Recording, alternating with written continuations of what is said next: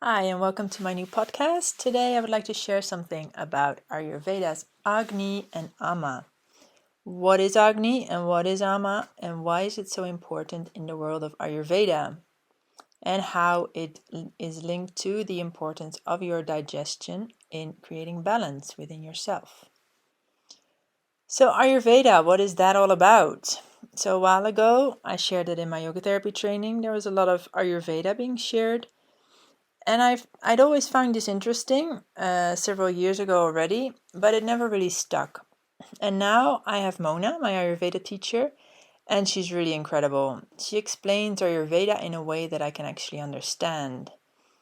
And so the spark of Ayurveda was ignited in 2021 during my yoga therapy training. And the coming year, I will enter into Ayurvedic health counselor training. So that is really exciting.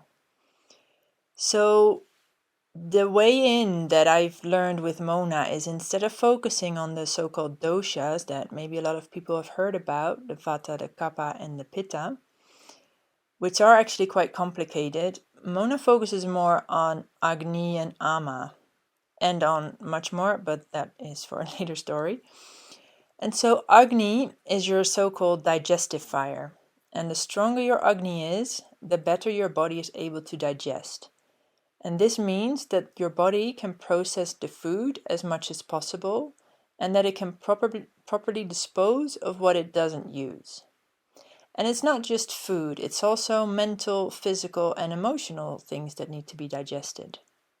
So, how do you deal with emotions? Do you create space for them so that they do not get stuck in your body? Can your body move? So, it really is much broader than just nutrition. And then ama is the stagnation, the waste products that get stuck in your body and thereby reduce its functionality. So, for example, what we work with a lot is the white, yellow, or brown deposit on your tongue in the morning that we scrape off with the tongue scraper.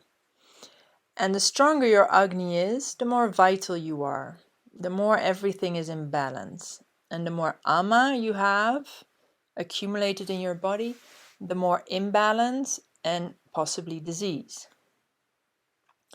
So in Ayurveda, it's all about creating and maintaining balance.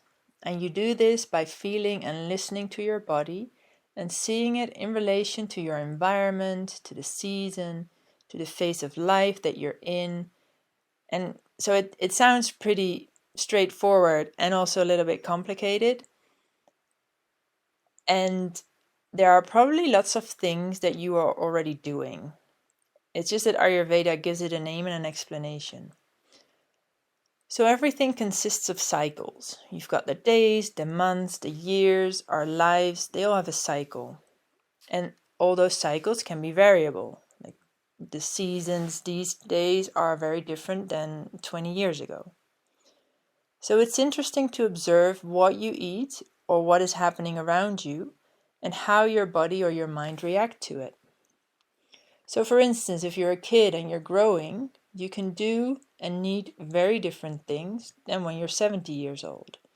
Children naturally have stronger Agnis. That's why they bounce back so easily and they can get away with a lot of things. When you're 70 years old, your Agni tends to be less strong, or it just needs more work to maintain it, and you don't bounce back so easily.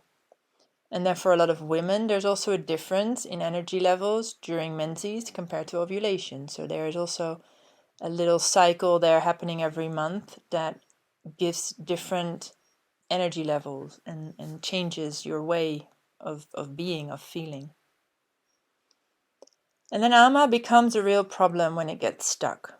So if you do too much or eat things that your body doesn't digest well, it gives you gas, bloating, pain. Your Agni can't digest it all, and ama will be created.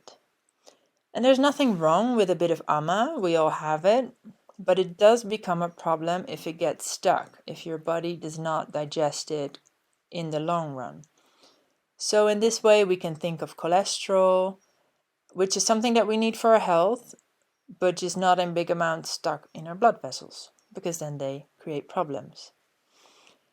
And in other places, if there's buildup of ama, inflammation happens. So in the end, ama buildup, which stays there, creates inflammation. So you can think of all the intestinal discomfort and diseases that are out there, like irritated bowels and all that stuff.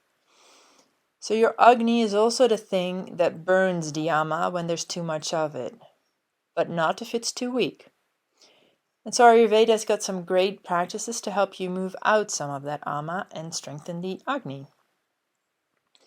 And that's where Ayurveda's morning routine comes in. Ayurveda's full of routines, and a morning routine is one of the bigger one.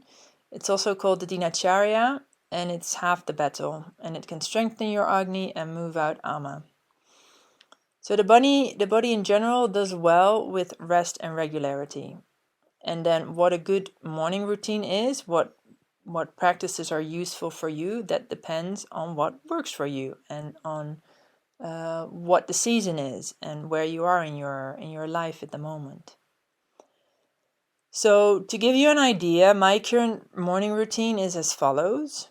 I get up on time, usually. I mean, I'm also human. I scrape my tongue.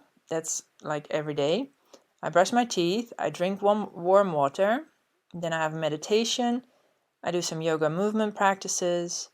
Then I move my bowels, which until here, it's all ama removal. And I mean, there's variation to it. I don't always move my bowels in the morning. Sometimes my yoga movement practice is not existing so much. I try to really stick to my meditation practice because it's an important one for me. And then after all the ama removal practices, I have breakfast.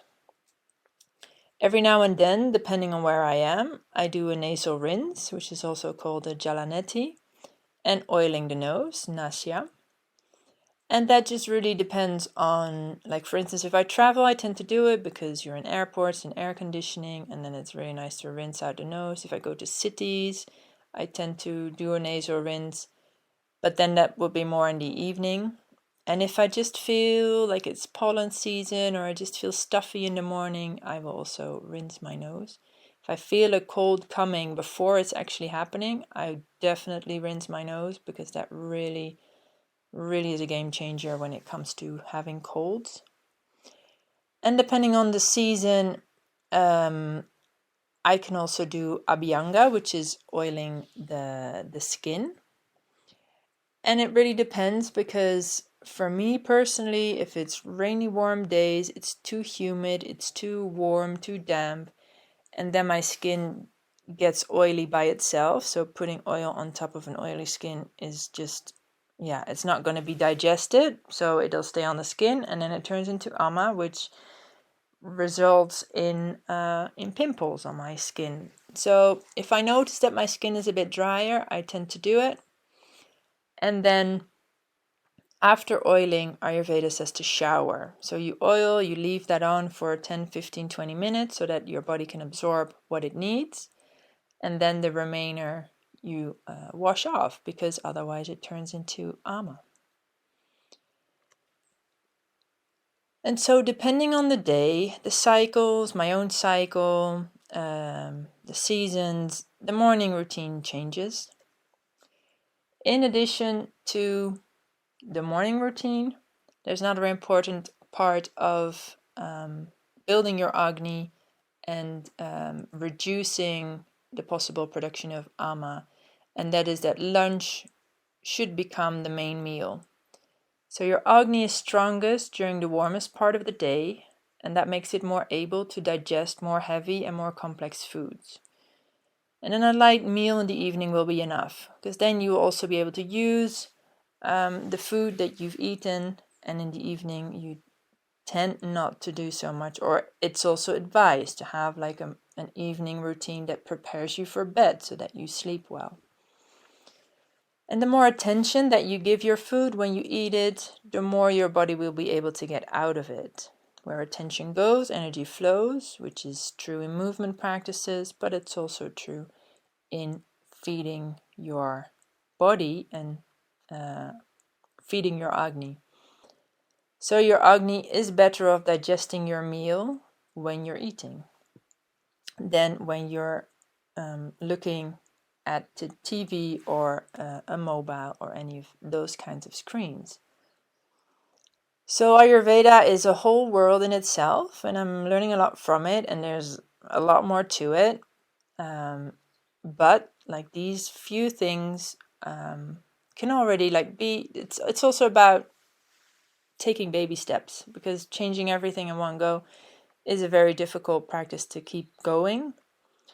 And in Ayurveda at the moment, I still keep looking for what works for me, what is feasible, because sometimes things just aren't feasible because stuff happens. And then it's very important to look at how it makes me feel.